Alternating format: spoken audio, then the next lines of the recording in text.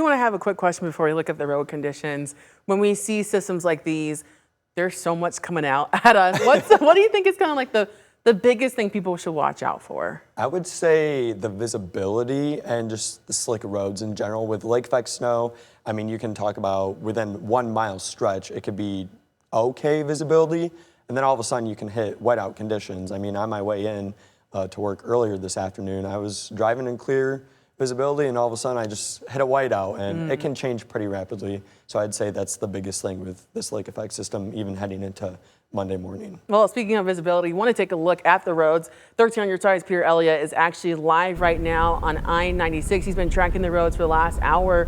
Peter, what are you seeing right now? Hey, Lauren and Colton. Thankfully, we are seeing the roads, but visibility still has been a little bit of a challenge tonight, especially when some cars and trucks have flown way too fast past us here. We are going about 45 miles per hour eastbound. We are just around Coopersville on I-96. And if you can stay home, you probably should. It's not great to drive in these conditions right now. Take a look at our camera mounted to our windshield. The good thing is that it's not too windy out here, so we are not getting blown around too much, but it is certainly worse on the local roads, and you really can't go slow enough on some of those on and off ramps. That is where we really saw some challenge. They were sliding around. Lauren, like you mentioned, of course, and Colton, there have been some reports of slide-offs and crashes around our area, a few involving semi-trucks. And we talked with Jerry Byrne of the Kent County Road Commission. He says his crews have seen a lot of drivers who have really just been going too fast for these conditions. But what I've seen on the road today are people really driving beyond what the conditions allow. They were slippery, there's no doubt about that. But when the speeds go up, you can tell because how far they're off the road. When you go by and you can see they're 100 foot off the road.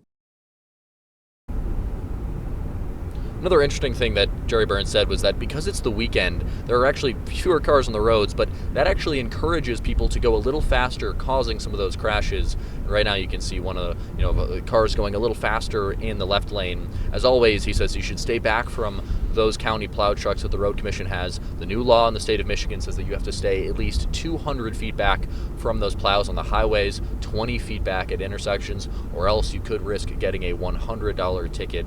The other big message here from Jerry Byrne was that over the next few days, when the weather is really the way it is, the temperature is so cold, the snow, you can't expect to get to your destination in the same amount of time that you expect to get there. So build in that time at home and take it slower on the roads, because you will not be able to make up that time back once you are on the roads.